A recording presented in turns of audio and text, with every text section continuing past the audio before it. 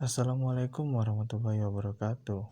Kami, mahasiswa semester 5 berbanding mazhab UNSS Jambi, kelompok 8, mata kuliah Fikih Jinayah Perbandingan, akan mempresentasikan makalah kami yang berjudul Hukuman. Bahasan yang pertama ini pengertian hukuman. Menurut bahasa, hukuman berasal dari bahasa Arab, yakni dari kata ukubah, yang berarti mengiringinya dan datang di belakangnya. Sedangkan menurut istilah hukum pidana Islam, hukuman berarti pembalasan yang ditetapkan untuk memelihara kepentingan masyarakat karena adanya pelanggaran. Kemudian tujuan hukuman. Tujuan hukuman yang pertama ini sebagai pencegahan atau menahan pelaku jarima agar tidak mengulangi, mencegah selain pelaku jarima agar tidak ikut melakukan jarima, dan berefek pada pelaku dan masyarakat. Kemudian, sebagai perbaikan dan pendidikan, mendidik pelaku jarima agar sadar, bukan karena takut hukuman tapi karena Allah, dan memperbaiki pelaku dari perbuatan jarima agar berlaku dan bertingkah lebih baik lagi. Lanjut, syarat-syarat hukuman. Hukuman harus ada dasar dari syarat. Didasarkan pada sumber hukum Islam, yakni Al-Quran, Sunnah, Ijma', dan undang-undang lembaga yang berwenang atau ulil amri. Syarat selanjutnya, yakni hukuman harus bersifat pribadi atau perorangan. Hukuman hanya harus dijatuhkan pada pelaku jarima, bukan pada selain pelaku jarima. Kemudian syarat selanjutnya yakni hukuman harus berlaku umum, berlaku untuk semua orang karena semua sama di hadapan hukum.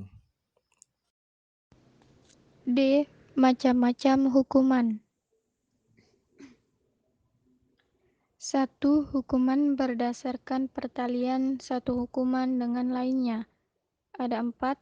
A. Hukuman pokok al-uqubah asliyah, yaitu hukuman asli atau hukuman utama yang sudah ditetapkan pada suatu tindak pidana. Contoh, kisos pada jarimah pembunuhan. B. Hukuman pengganti al-uqubah al-badaliyah, menggantikan hukuman pokok apabila hukuman pokok tidak dapat dilakukan dengan alasan syar'i. Contoh, diat pengganti hukuman kisos. C. Hukuman tambahan al-uqubah at-tab'iyah, yaitu mengikuti hukuman pokok tanpa memerlukan keputusan sendiri. Contoh, larangan warisan bagi orang yang membunuh orang yang akan mewarisi. D. Hukuman pelengkap al-uqubah at-takmiliyah, yaitu mengikuti hukuman pokok dan disyaratkan tambahan keputusan sendiri dari hakim. Contoh, mengalungkan tangan pencuri yang telah dipotong ke lehernya. 2. Hukuman berdasarkan tempat dilakukannya hukuman. Ada 3. A. Hukuman badan, uqubah badaniyah, yaitu dijatuhkan atas badan si pelaku. Contoh, hukuman mati, dera, jilid, dan penjara. B. Hukuman jiwa, uqubah nafsiyah, yaitu dijatuhkan atas jiwa si pelaku. Contohnya hukuman teguran, celaan, dan ancaman. C. Hukuman harta, uqubah maliyah, yaitu ditempatkan pada harta si pelaku. Contohnya hukuman diat, denda, dan perampasan harta. Yang ketiga, hukuman berdasarkan macam tindak pidana yang diancamkan. Ada 4. A. Hukuman hudud pada jarimah hudud, yaitu jarimah zina, qazaf, miras, pencurian, hirabah atau perampokan, murtad, dan pemberontakan.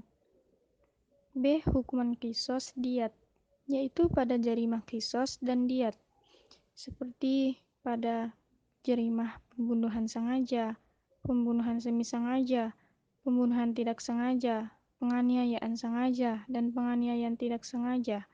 Hukuman kisos berdasarkan pada Quran Surah Al-Baqarah ayat 178-179. C. Hukuman kafarot pada jarimah kisos, diat, dan ta'zir. dijatuhkan atas pembunuhan tidak sengaja dan semi sengaja. Jenis hukumannya membebaskan seorang hamba muslim. Apabila tidak ada hamba, maka bisa diganti dengan puasa 2 bulan berturut-turut. D. Hukuman ta'zir.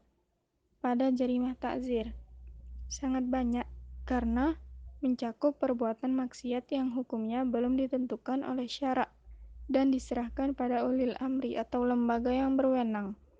Jenis hukumannya dari yang ringan sampai yang berat, seperti dari peringatan, ancaman, sampai dengan hukuman mati. Hakim memilih hukuman yang paling sesuai dengan jarimah yang dilakukan pelaku. Baiklah, demikian pemaparan materi dari kelompok 8. Terima kasih atas perhatian. Apabila ada kesalahan, mohon dimaafkan. Wassalamualaikum warahmatullahi wabarakatuh.